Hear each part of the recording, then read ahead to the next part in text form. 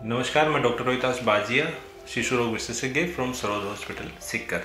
आज हम डिस्कस करेंगे बच्चों के अंदर मिट्टी, चूना आदि खाने की जो आदत होती है, जिसे हम मेडिकल लैंग्वेज में पाइका कहते हैं। ये आदत बच्चों में क्यों होती है, यानी कि बच्चा मिट्टी क्यों खाता है, इसका हम बचाव कैसे करें, इससे बच्चे को क्या नुकसान हो सकता है और इसका इलाज क्या है, ये सारा आज हम इस वीडियो में डिस्कस करेंगे। ये आदत जनरली हमें 1 से 6 साल की उम्र के बच्चों के अंदर देखने को मिलती है। 1 साल से कम उम्र के जो बच्चे रहते हैं उनके अंदर आदत होती है कि वो हर चीज़ को मुंह में लेते हैं, उसको चूसते हैं और फिर फेंक देते हैं। इस आदत को हम माउथिंग कहते हैं। माउथिंग एबनॉर्मल नहीं होती है, ये एक डेवलपमेंटल फिनोमिना है। बच्चे का एक तरीका होता है अपने एनवायरनमेंट को एक्सप्लोर करने का।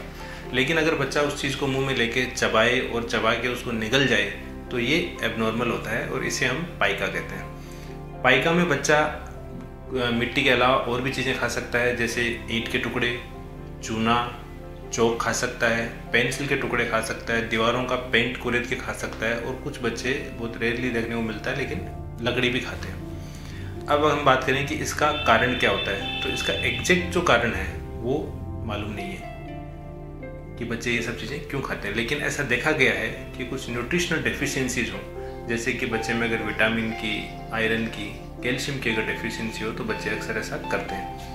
इसके अलावा अगर बच्चे में कोई बिहेवियरल प्रॉब्लम हो, जैसे कि ऑटिज्म हो या ADHD हो, यानी कि अटेंशन डेफिसिट हाइपरकाइनेटिक डिसऑर्डर हो, या ऑब्सेसिव कंपल्सिव डिसऑर्डर कोई हो, OCD हो, तब भी इन बच्चों के अंदर भी हमने देखा है कि इसकी पाइका की प्रेवलेंस जो है वो ज़्यादा रहती है।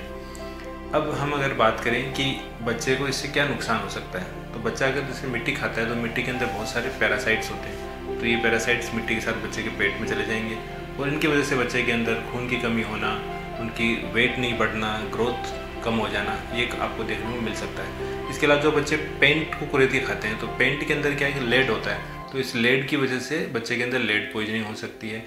इसके अलावा जो और चीज़ें बच्चे मुंह में लेते हैं उनके ऊपर भी बैक्टीरिया रहते हैं, तो इन बैक्टीरिया की वजह से बच्चे को इन्फेक्शन होकर उनको बार बार उल्टी दस्त होना इन बच्चों के अंदर देखा जाता है। और इससे भी क्या होता है कि बच्चे के बाद में ग्रोथ जो है कम हो जाती है, वेट बढ़ता नहीं है।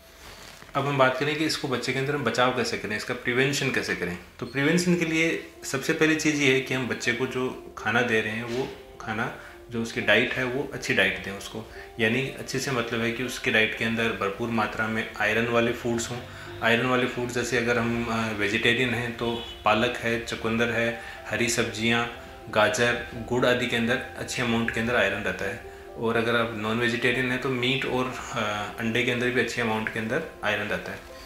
इसके अलावा जो कैल्शियम की पूर्ति करने के लिए हम कैल्शियम रिच फूड्स देंगे बच्चे को, जो कि अपने को दूध के अंदर और डेयरी प्रोडक्ट्स के अंदर अच्छे से मिलता है। दूसरी चीज़ आपको क्या करनी है कि बच्चे को प्रॉपर अटेंशन देनी है, यानी बच्चे का आपको ध्यान रखना है, उसे मिट्टी खाने से रोकना है, बच्चे को अकेला नहीं छोड़ना है और थोड़ा थोड़ा देर के ऊपर बच्चे को कुछ ना कुछ खिलाते रहें, तो उसका पेट खाली नहीं रहेगा तो वो इन चीज़ों को खाने के लिए कम करेगा।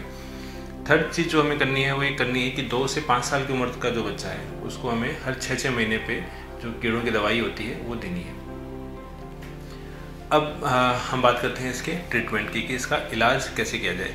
देखिए, इसका इलाज डिपेंड करता है कि बच्चे के अंदर इसकी वजह से कितनी प्रॉब्लम हो रही है। अगर बच्चे की ग्रोथ हैम्पर हो रही है, बच्चे का वजन नहीं बढ़ रहा है या हीमोग्लोबिन कम है, तो हमें ऐसे बच्चों के अंदर उसका इलाज करना ज़रूरी होता है। और इलाज के लिए हम न्यूट्रिशनल सप्लीमेंट से उनको देते हैं, जैसे आयरन, कैल्शियम, मल्टीविटामिन के सिरप वगैरह हम उनको देते हैं।